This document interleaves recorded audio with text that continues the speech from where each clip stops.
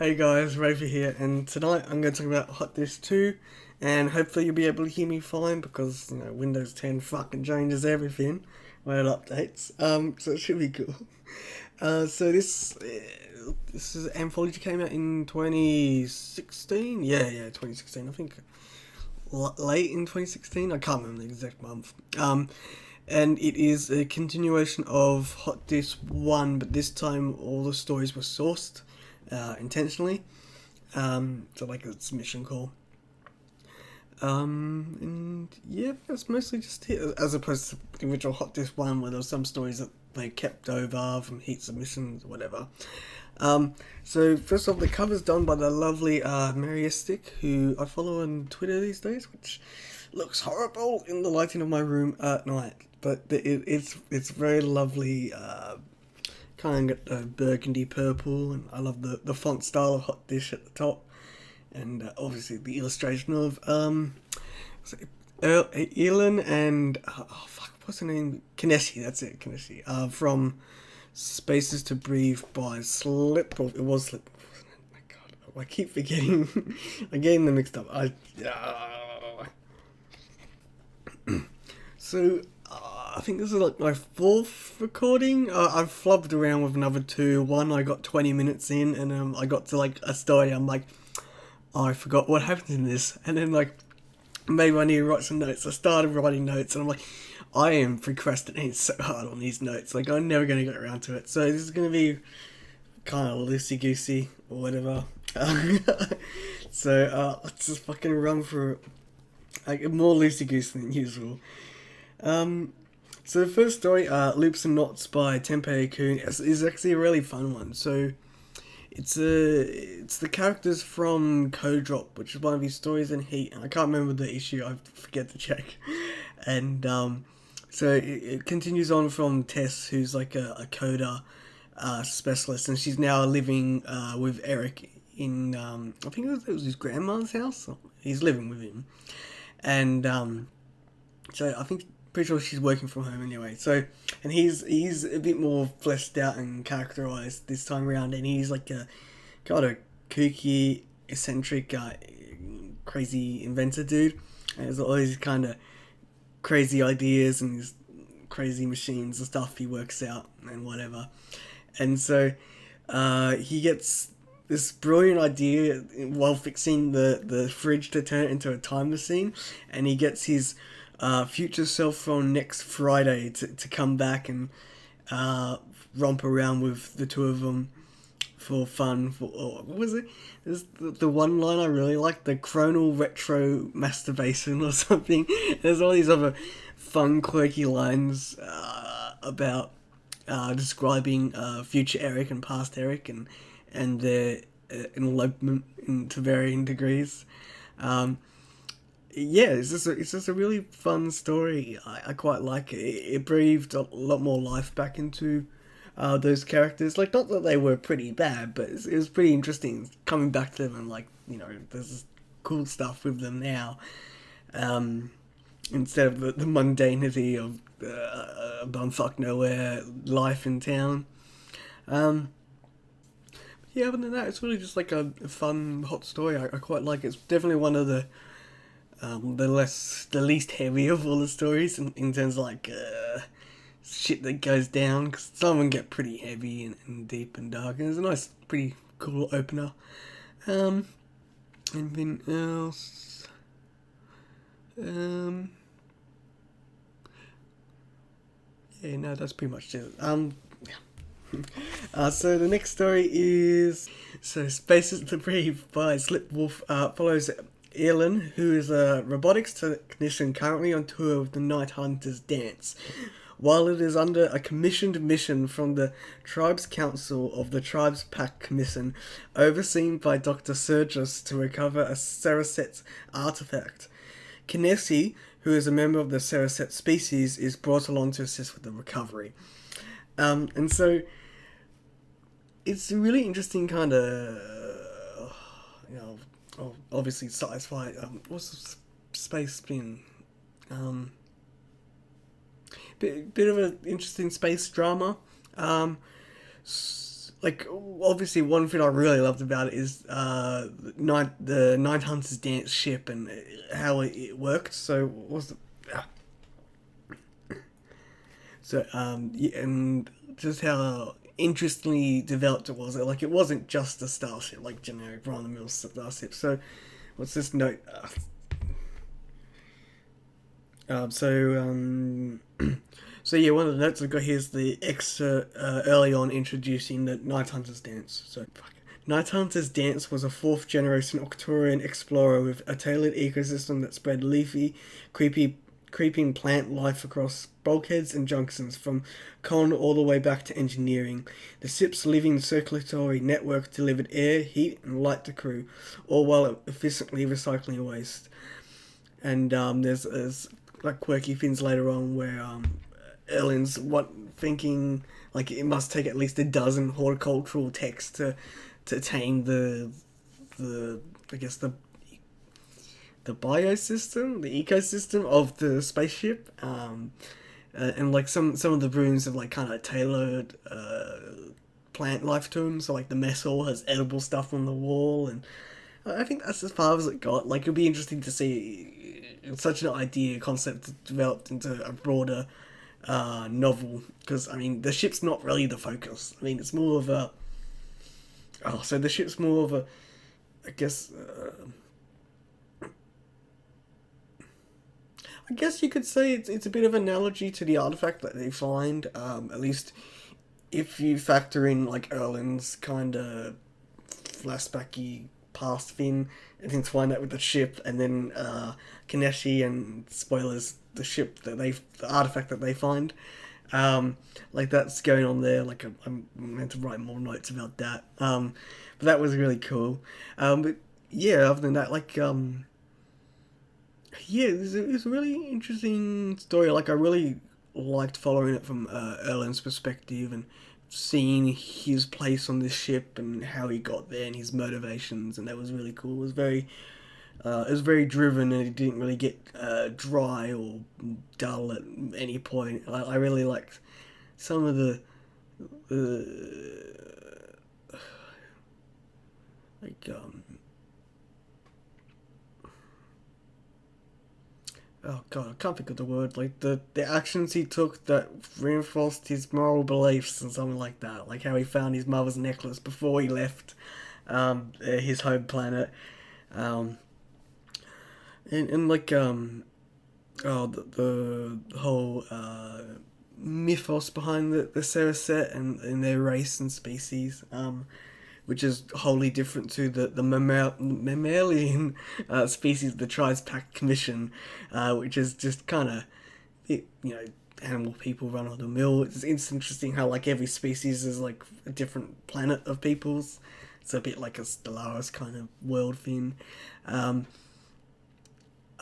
then I think, yeah, I was thinking about today, the only place the story I find it really fell apart was with the character Dr. Sergis and his motivations and how they were a major plot to the story. Because in reflection, he was pretty kind of flat. Like, I couldn't find any sympathy towards his motivations and the things he got upset. He was kind of like a typical bad scientist guy without being abhorrent, like he, in certain ways. I guess he's just more just a prick. And there's not much redemption there. I know it wasn't him, but like I felt it would have brought a bit more to the story, considering how much he is important to Erlen and Kineshi's story. But that's my only real major gripe.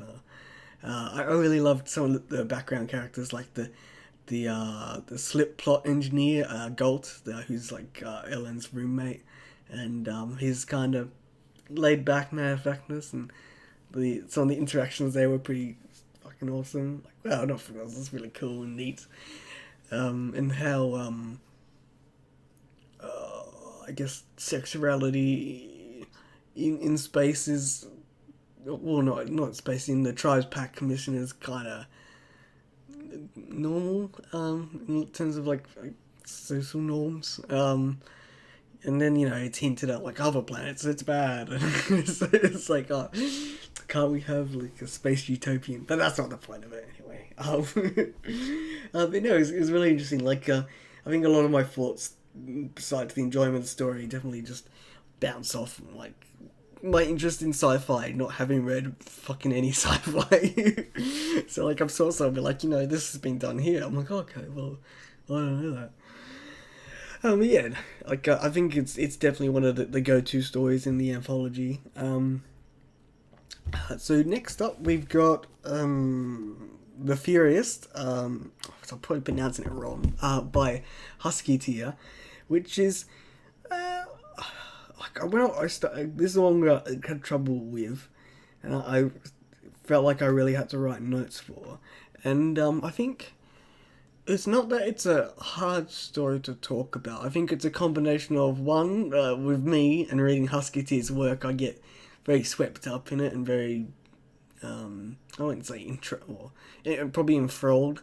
Like, I just really enjoy it and I'm not thinking too much about it. And then the other side is that it's not really an overly complicated story, which is what the charm of it. So, it's more of a piece in time. Like, you don't need to be second guessing character motivations and what's going on here and what's going to pan out. You're just following Leo Mountjoy in his life when he's bringing his theory to bear to his colleagues at the scientific institute that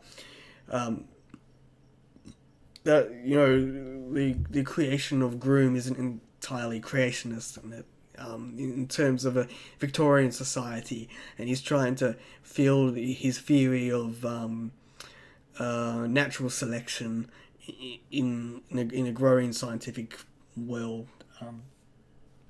Among scientists, because he's giving his speech at the institute, and then so we're introduced to him at the end of his speech in the institute, and everyone's kind of hounding him, and he's feeling a bit disjolted, I think, and like he finds a bit of solace in a young Noltate, in a young Noltate who expresses eagerness in his theory and his work, and he asks him to read his own manuscript about fossilization and the evidence that you can find there about natural selection in these ancient relics of history, species of histories, species I don't want in history. And he promises to give his manuscript a read, and he'll meet him next Monday, because I think it was like a Friday. And so, you follow him back home, and you get more of his home life and his. And this is the tricky part for me, because like I really like I really like the. This sounds crap, but I really like to look into his relationship with Felicity and his home life, and I feel there's a word I'm fucking forgetting, and I don't think I could extrapolate on it tactively to convey how interesting Huskyteer writes it. But other than, like, it's really cool, but then, there's, like, the rest of the story, and it's, like, oh, shit, did I write any notes there? Oh, fuck that, my laptop just died. So what notes have we got here? So, Felicity Mountjoy is still recovering from injuries sustained from the birth of their son, and is unable to be intimate with her husband. Leo is dismayed by this, but doesn't want to hurt his wife, and they came to an understanding that he can entertain himself outside of their relationship, but he mustn't fall in love. The week after on On the Monday, Leo meets with Tate, and they talk in theories and how Noel's own work fits into it.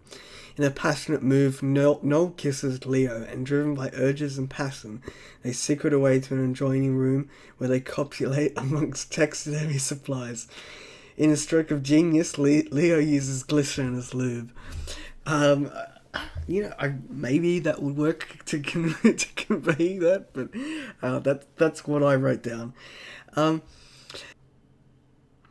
And like with that really fumbly fucking synopsis, like it's really cool. Like I love this story. Like it's so enjoyable. So some of the other notes I've got, I guess I'll just go off my notes that I've got now, and I'll just edit this to be slightly sane.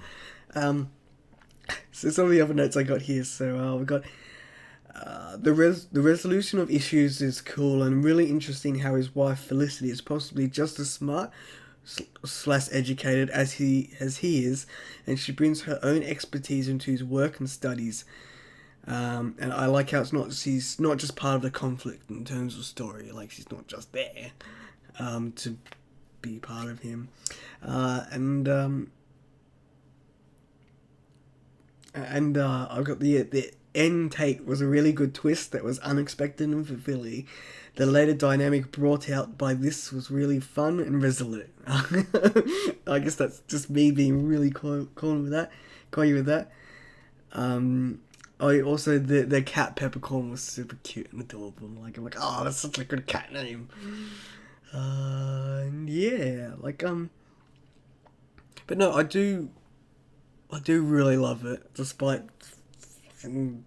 being horrible at explaining it.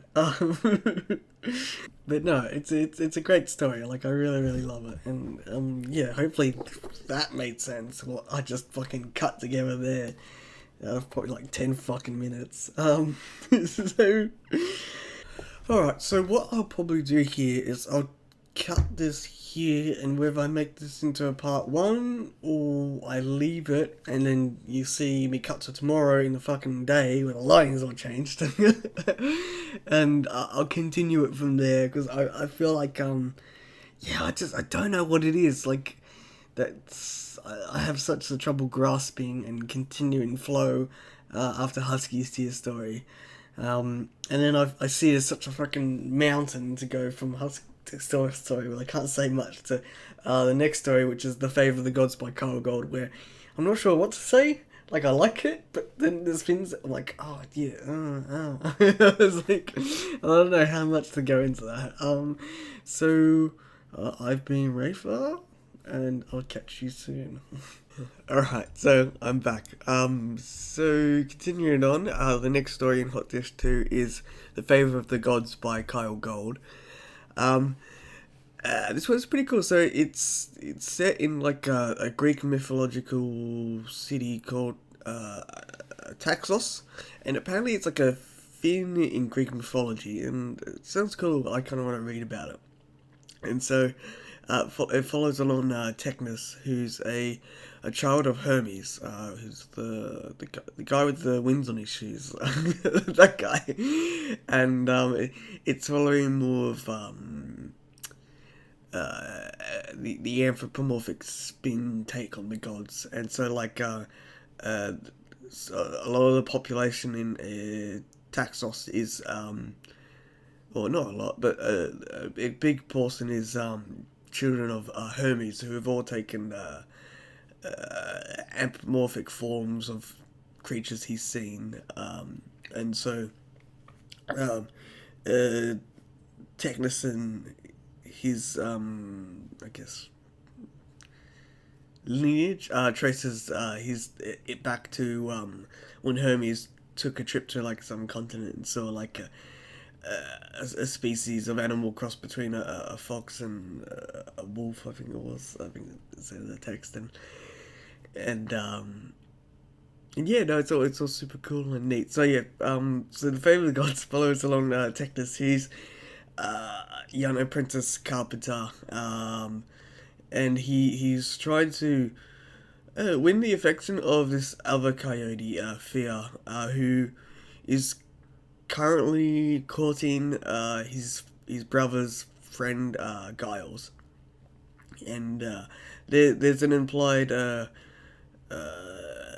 sexual tryst between Technus and Fia, and like she likes him, but it's he's a bit of he's still a kid, and like she still likes Giles, and so he hatches a plan to impress her by from a Pegasus who's in town to do with this show that's been going on, where Giles was part of, and like he did what was it? It was basically mascotting, and and like everyone's like, oh, he's so brave, he's part of this production, and everyone's smitten by him, and Technos is a bit jealous, so yeah, he wants to be a hero, so he goes on this kind of hero's adventure, and so while he's sneaking into the stable where the Pegasus is in, he finds out the Pegasus is a she, and she startles him, and she's a bit interested and a bit lonely, so so he ends up having sex with her in a bit of a like foolish way, kind of swept up in the moment, and and then like the next day she's a bit she's really interested in him, and she's, I wouldn't say she's taken it the wrong way. Like it's obviously mean a lot more to her than him, and she reckons that there's a thing going on there, like a relationship, and he like really like just dickishly just avoids her, and then he like he says he'll meet up again. He's avoiding her like a week, and then he's just like not being a nice guy about it. Like just wasn't honest, and he's like, just being a dick. And he pays the price for it in the end, and in a fun kind of, there's other kind of trickster thing in the end, and that's kind of cool. And oh fuck, after that train wreck, it is a really cool story. Like there's a lot of things I loved going on with it, like even some of the background stuff. Like I loved the banter between Technus's parents. There's a few lines where it's like,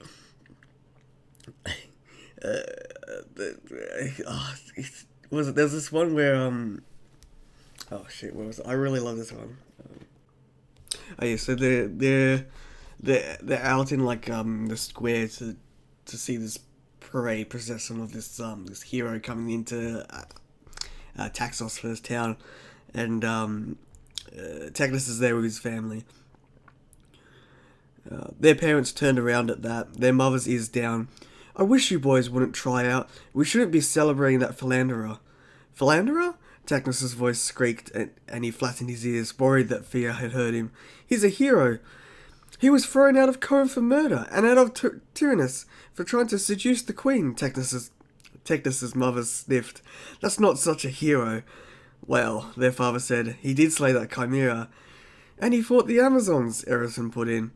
And rode Pegasus, Technus imagined, soaring over the vicious monster on the back of a winged horse with nothing but a spear to defend himself. Their father chuckled and put an arm around his mother's shoulder. Boys will have their heroes. I just like, his mum's just like I was this bastard.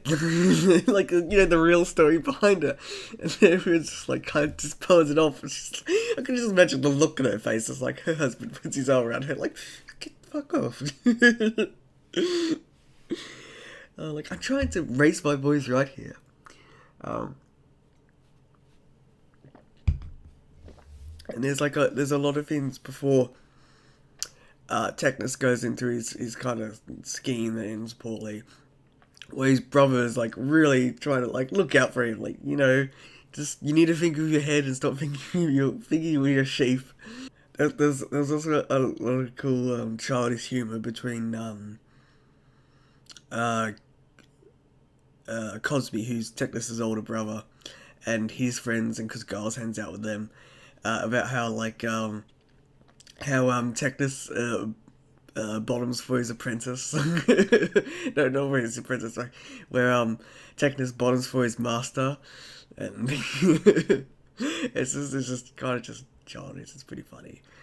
Yeah. So what else? Oh, the other thing I wanted to. Oh, there's a couple of things. Well, it was the scene towards the end with I guess the nightmare.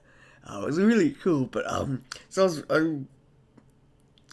I peeked ahead and I scanned the text and I saw what was going on there, and I was like, maybe there's a connection between the other Carl Gold story back ages ago, back in Fan 2. It was plays well with others, and so I pulled that out, and I was scanning through the text, and I'm like, oh my god, the the writing is so different. It's like, no, I can't bridge these together. Like just the yeah, like this. I mean, it's a very old story now, but like just the writing and the text of it was just very bland. Like, it's a really cool story. So for people that don't know, so Plays Well with Others is a Carl Gold story in Fan Volume 2, and it's it's about this mayor who has voodoo troubles in the erotic kind of sense, and it's a lot of really fun scenes where like he's just trying to do normal life stuff, and like he can feel like he feels like he's being jacked off, and like he has like an orgasm or something. There's one kind of harrowing one where he's at like he's at a dinner, and like he's getting the sensation of being fucked, but like being fucked by this really massive wolf, and he's got this massive knot that goes into him. He's like seeing stars as it pops in. It's like oh my god. Like, yeah, it's a really good story, and it ends pretty. It's got a pretty harrowing ending. There wasn't much of a connection going on there. It was an interesting scene, and I liked some of the tricks that he played with that Technus couldn't doubt it, and then the aftermath of it was a pretty interesting play. So, and then the other thing I want to say, I guess, oh my gosh, so long, is so I'm not sure what it is. It's probably just how I take in information or something, because there's a couple times with Carl Gold stories where I get to the end and how was the way I was thinking it this morning? Like it plays out and it unfolds, and I'm like, okay, and like it doesn't really resonate that strongly. Like, it feels like it just ends, but it doesn't. I forgot the word I was thinking of this morning, and so I felt that this story ended the same way, because I know he puts a lot of effort into endings, and then I think it's one of those things where it's, I guess the Bridges effect, where everything's there, it's all planned out, and it just takes me like, I need to read the story through again with everything in hindsight, and then I can look at all the little setups and how it led to the end a lot better. Like, because I know I got that with Bridges, and there's Winter Games I Still Need a Weed, which I felt ended a bit weak, but I know reading it through I'll be like, oh, okay, I see how it got to there, and that was a really good ending. but now it's just like, like, I get it. But yeah, so that was my favourite of the gods. Yeah, it's a really cool story. So the next one in here is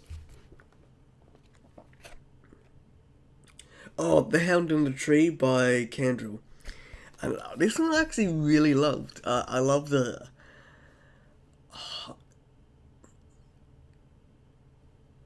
I really love the feeling I got from it, from reading it through. And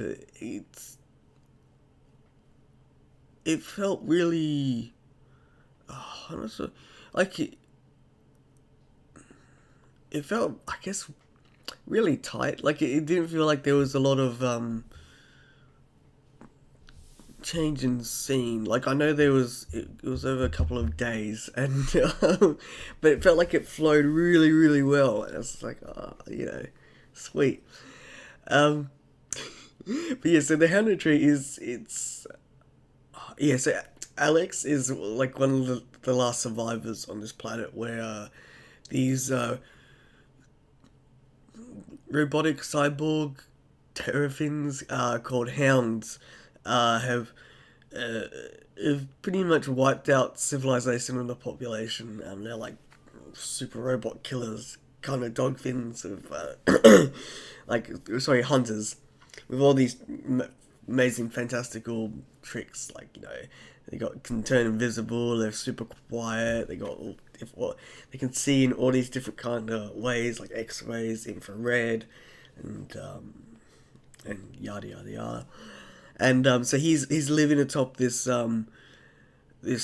tree, who is the remains of some old archaeology biome, and he's got a special relationship with the tree, where because he's alone, and like he takes his, I guess, more of an internal philosophy of being a tree is a way to survive and cope with what has gone on as being a final survivor.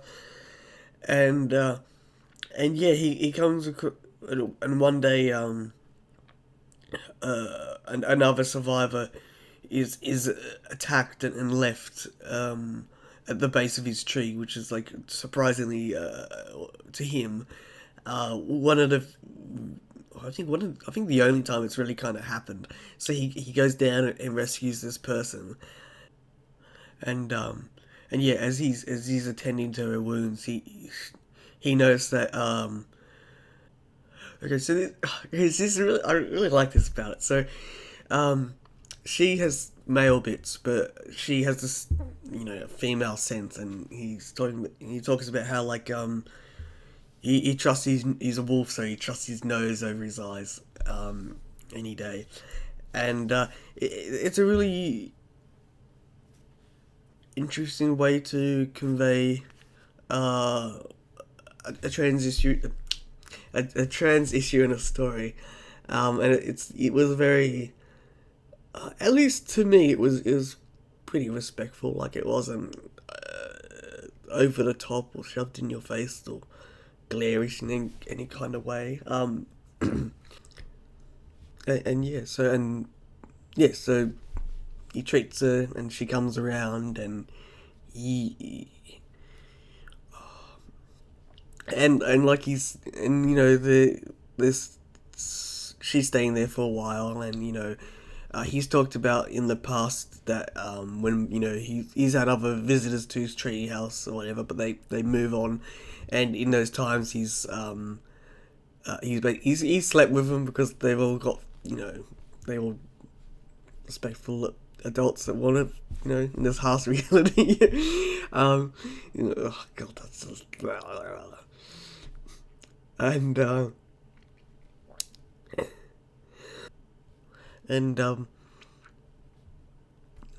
and yeah, so this is no exception, and so he tries to bring it up there respectfully, and she's a bit I wouldn't say I don't want to say evasive and locked down about it, but she's dealing with it the way she can for now, and so she just wants to enjoy it and then not worry so much about it, and and so it goes somewhere really fucking awesome, and like, whoa. I'll just leave for other people to enjoy, because I really loved how it panned out, and the play on the title, that you get the revelation at the end. And I also really like how the other subtle meaning of the story, at least for Lee's perspective, and that was really sweet too.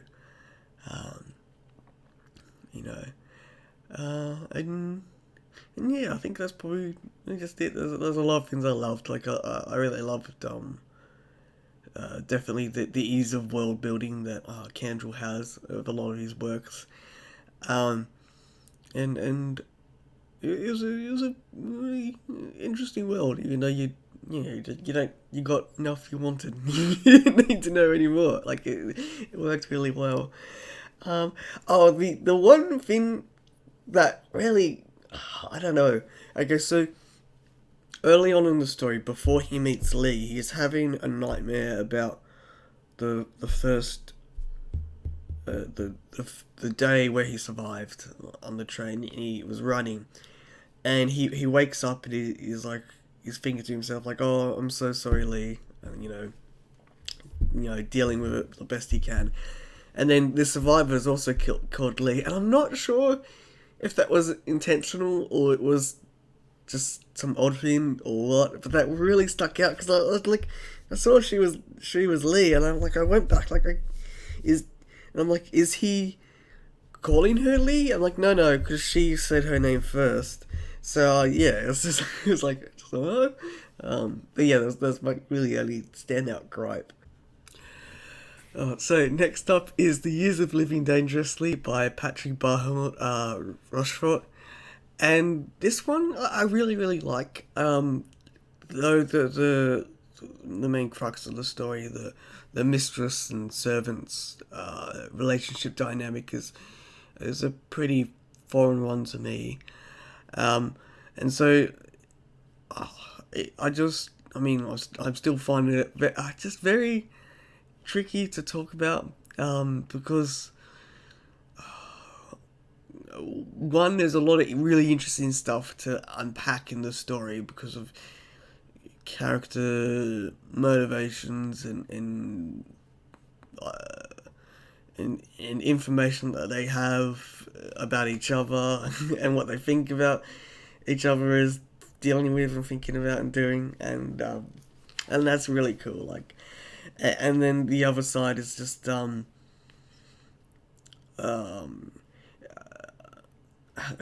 well the story explores that relationship and the fairness for all sides, which is obviously something I don't have great knowledge on, and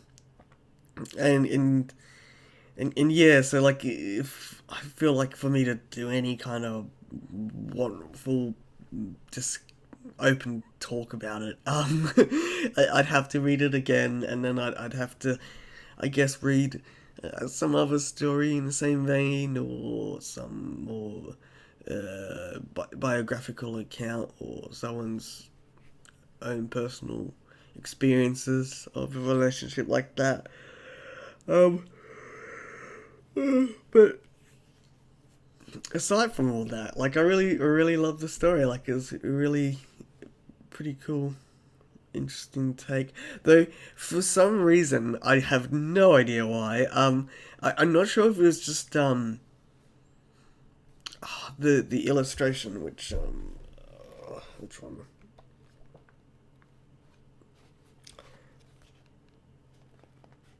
The what is this? Oh fuck.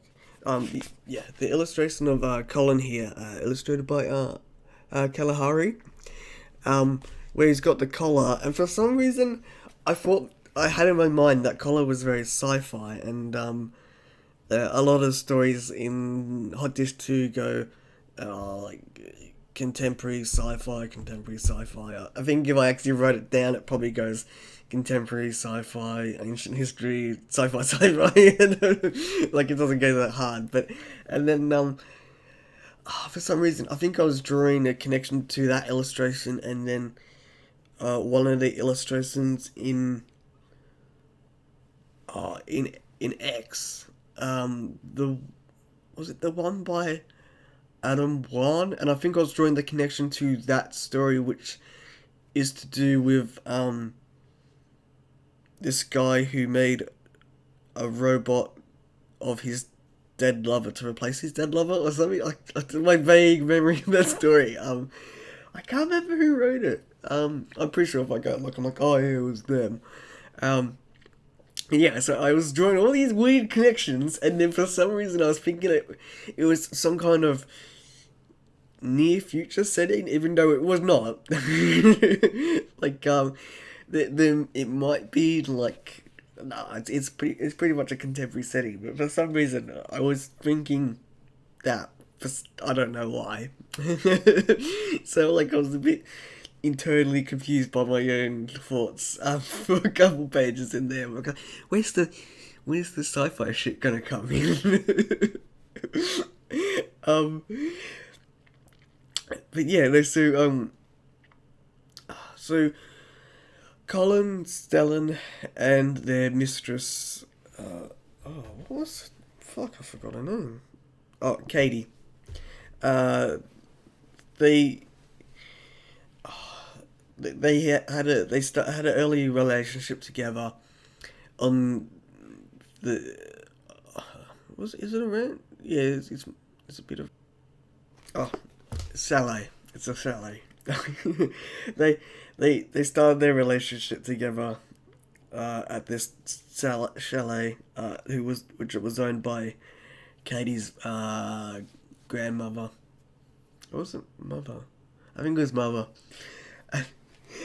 And so was it 6 years ago? I think that was 6 years ago. Yeah, I'm pretty sure it was 6 years ago. Katie and Stellan Katie left to pursue a career, and Stellan along with her, and so yeah, Colin was left behind to take care of the chalet and run it as kind of like a hotel for like an income stream for them, and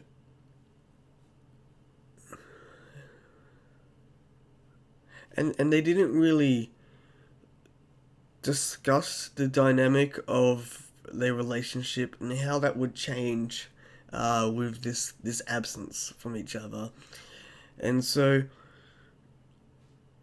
they come, or Katie and Stellan come back after a long absence, and to Colin's shock, Katie plans to have the chalet sold because they need the money for IVF treatment, and there's an interesting thing going on there with hybrids and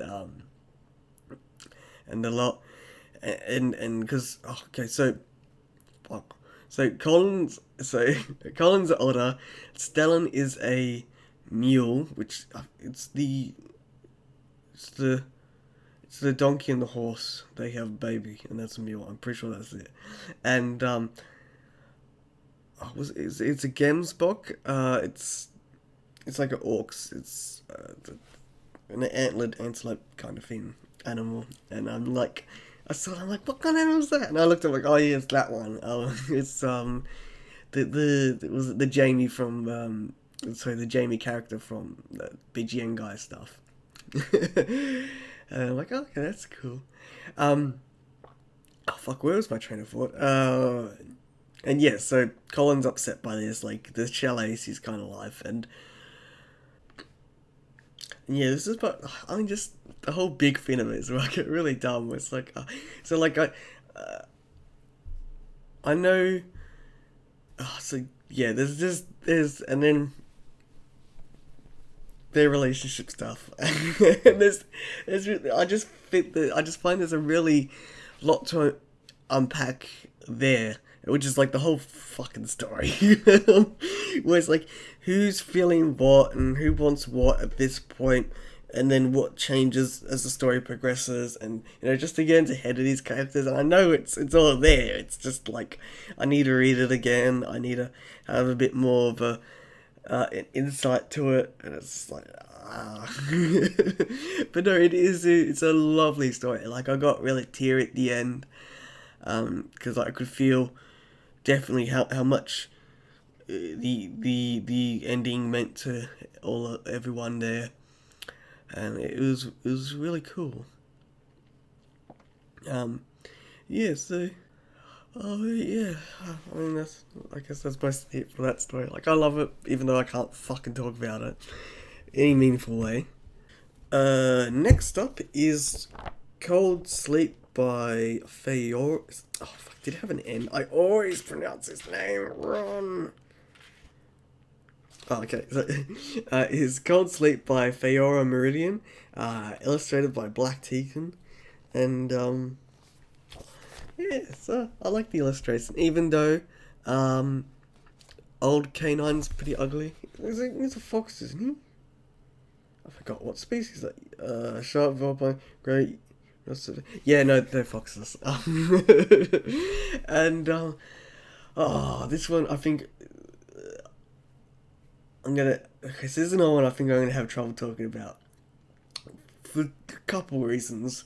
One, because it's been, oh my god, nearly.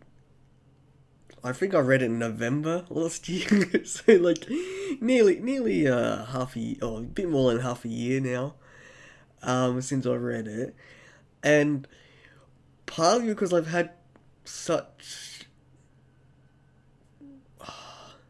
I've had really fun discussions at length with Faora in person about that story. So it's like I think it'd be very hard for me to extract what we discussed about and what had happened in the story and what was intended to happen and such like that. So Cold Sleep is a really cool story. I really definitely did enjoy it. It's very long, and I think it's very hard in nuanced sci-fi. I mean, it makes you feel the length of it, because there's a lot of care work that's been put into the story in that. So it follows Brishan, who is a engineer on this ark above a dead planet that is ravaged by a. Was it? I think it was a biological issue, like a pathogen, like something gone bad and like fucked everyone up. And yeah, so this ark is housing several contingencies of their population in cryostasis, and it's got like a skeleton crew complement of engineers and caretakers on this ark, making sure it's running and sustaining these people on, and it's Brishan's job to take care of mostly like the engineer work on a reactor on one of the segments of this ring going around this arc.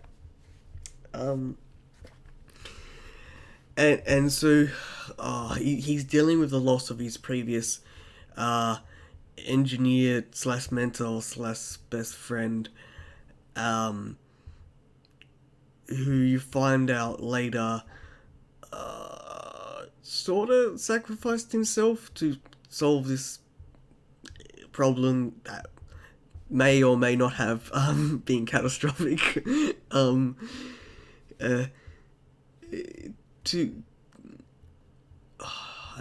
That's the interesting thing to unpack. And so he's dealing with that, and he's got this new hire of this this young kid whose whole life has been on the ark, whereas Brishan and his previous engineer buddy, they were originally from the original mission that left the planet. And so, he's got these conflicting issues there with Teraku. That's a guy's name. He's like half Brishan's age. So he's raised on the ship. He's been trained and educated in a specific way. And Brishan's a bit. He's got a lot of stress and issues, and he's gone a bit. I'm not sure. Personally, I think he's gone a bit fucking mad about the whole. I just forgot the fucking name of it. um, about the corruption. So yeah, it follows along Brushin as he's training up Taraku in the work and his duties, and as well of the history and their mission, and why they're up there, and he's very he's angered a lot by how much he feels Taraku isn't taught, and like the importance of why they're up there. Um, and no, it's a really it's a really cool and interesting story, and I really liked a lot of what it explored and conveyed, and it's and yeah, it was a whole lot of fun talking to the author about it, and hearing his grander thoughts and ideas for the arc and why they're there, and all that, and some of the research he did, and yeah, it's like, and then all that is like, I'm like, oh well, but and I think what I really like about Cold Sleep the most is how it, by the end it still definitely wants you to draw your own thoughts to a conclusion, and what you personally think everyone's motivations and thoughts are by the end of it. I mean, personally, I think, the overseer America had the right idea. He's very pragmatic, and you know, while these heroic, grandiose moves of self-sacrifice are just that, they're just moves. They're not very they're very intuitive. They're very counterintuitive to the grand mission of this arc, and it's like, like, I'm pretty sure he's just as shaken up as everyone else, and I think it really shows that personally Brushin sort of taken responsibility for his mental health and got some treatment and therapy instead of working himself that hard, and then because that stuff you can tell it's there, like it's been part of the mission that has been thought about, with them being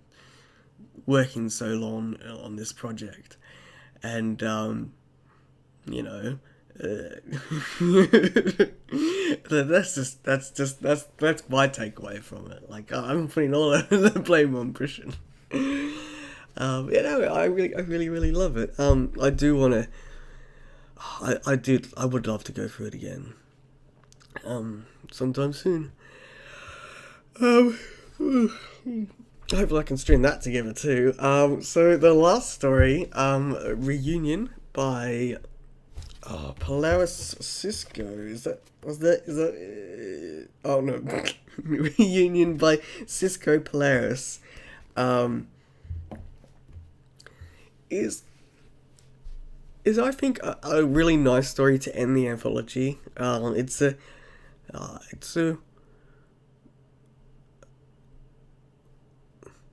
a really nice, tight story. Looking into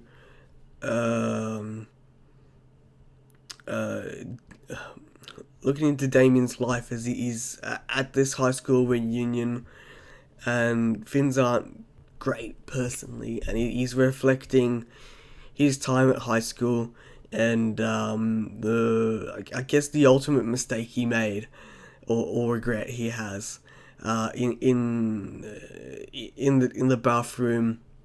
In this bathroom stall, he used to get anonymous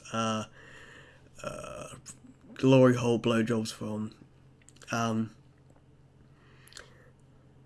And yeah, no, like it's really cool. Like I really enjoyed it. Like I enjoyed it the more I sat on it and thought about it. I'm like, oh, that worked out really well. Like, yeah.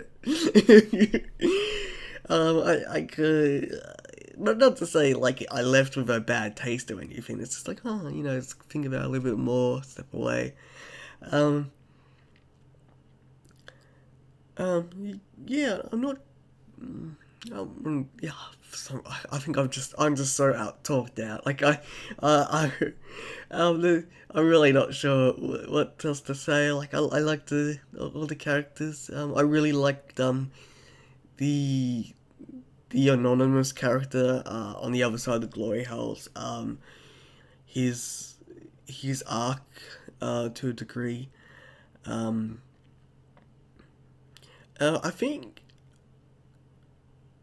uh, I think so the main problem I have with it is the ending, and I think the only problem I don't like that is because I felt like it was very clipped. Like there was two parts to it. So where is it?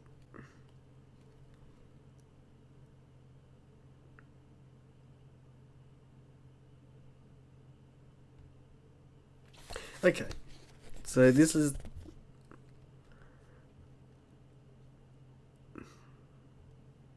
okay. I won't read it out because it's spoilers. Okay, so the last three paragraphs in the story. So the last two, the first one's talking about was is conveying that uh, Damien and the anonymous guy in the bathroom stall step out of the closet or whatever, holding hands, and they're walking out to the dance ball and with anyone else, and then cut into that paragraph, it's like they hear the cries of pleasure and fabric rubbing, and then the next paragraph it says, um, actually, I'll read that paragraph because that's not dreadful spoilers.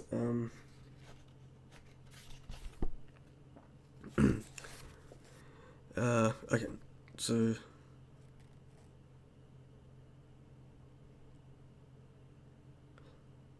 yeah, the two left the toilet for the last time, this time together, paw and paw, only for their ears and eyes to be greeted by unexpected sights and and sounds.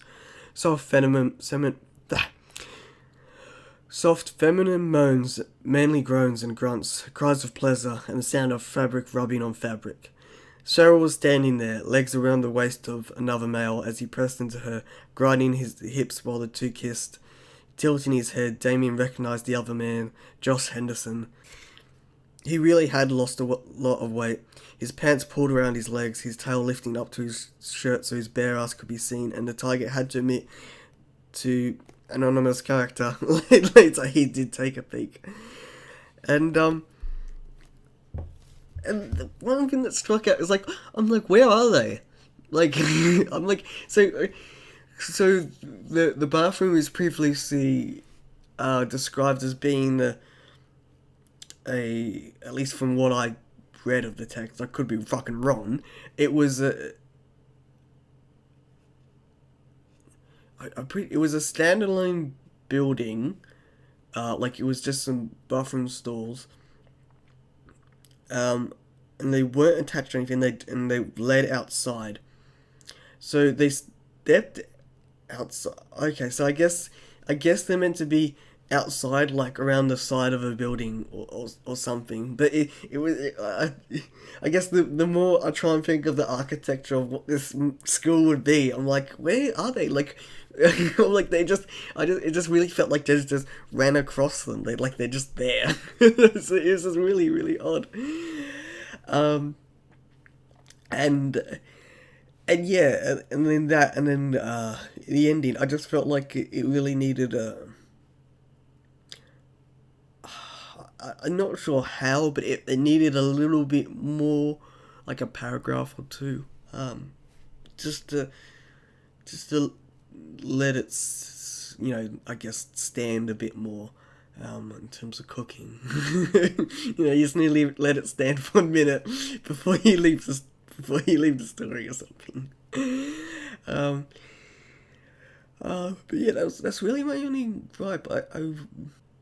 Yeah, like I guess the whole setting and the writing is really good. Like it didn't feel like hokey slocky high school fantasy smart. It really used the setting to tell a story. Um, and yeah, it's I mean it's probably you know, probably still today's age, where it's a problem that, you know, people are facing, and they probably don't find the resolution that Damien does. And I think that's one of the sad takeaways you can get from the story. Is how kind of, you know, probably real it is. Yeah, I'm really interested to read some of his other works now. Like, he's got The Stable Boy, which I should read, despite I don't know, I never really like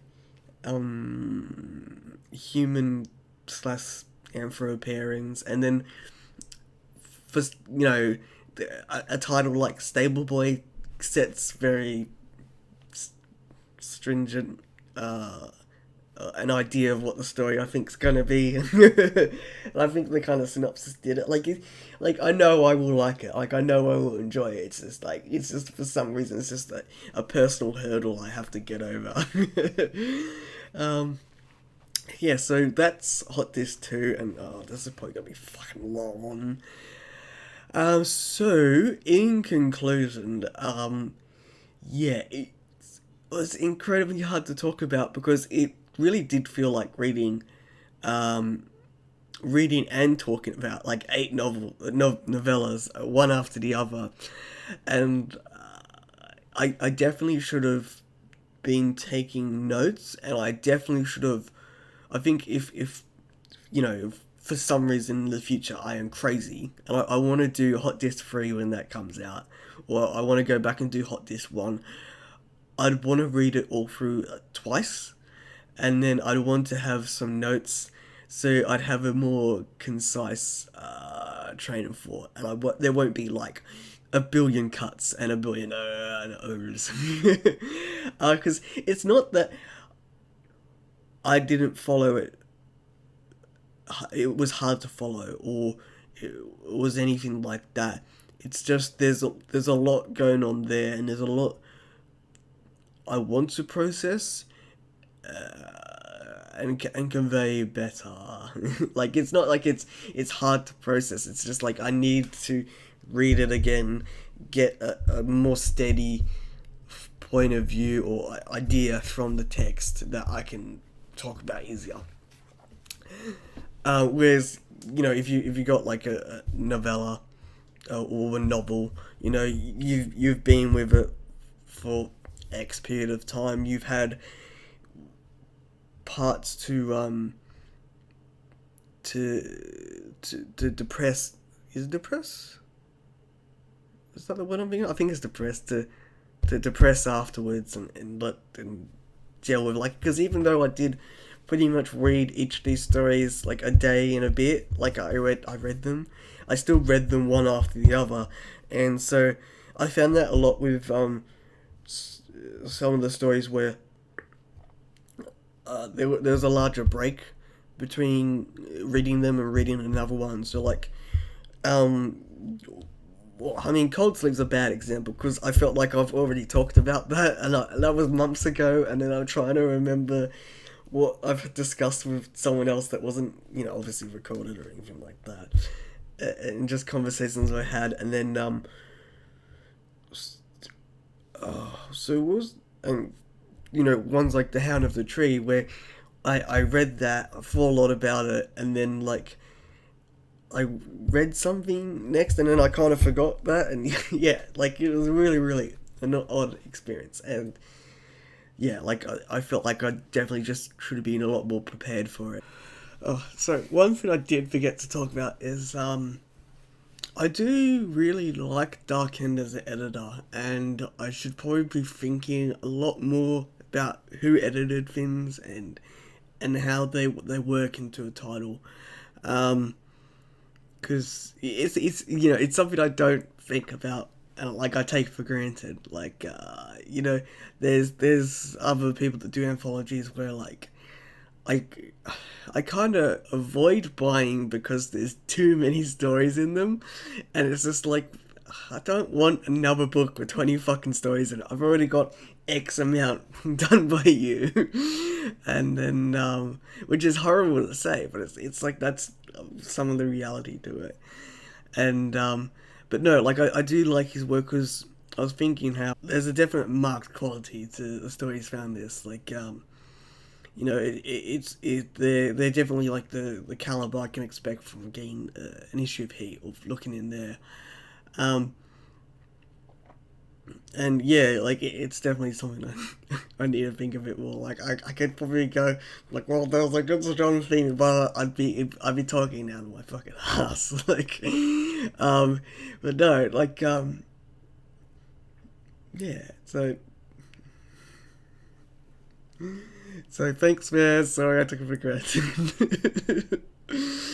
uh, but no, like there's a lot going there that I need to think about too when it comes to anthologies, and how things are spread out and what other common factors I can see that are brought out by that. Like most of what I notice is very superficial. It's like, oh well, you know, I'd expect a lot of that. Um, and there's other ones where I can expect some of the stories to be a bit puff PC and like, yeah, it's a good story, but it's like, you know, not much going on there. Yeah. But yeah, so Hot Disc 2 is amazing. Totally pick it up. It is definitely one of the must buys in the fandom. So it is available from SoForth, and I'm pretty sure it's ebook now. I'm pretty sure it's one of the newer titles that they brought out on there. Pretty sure they're hosting on the Bad Dog Book site. I could be horribly wrong, but if there is, it will definitely be a link in the description for all the places you can buy it. So yeah, I've been Reyfar, and I'll catch you later with a much shorter fucking book than that next time.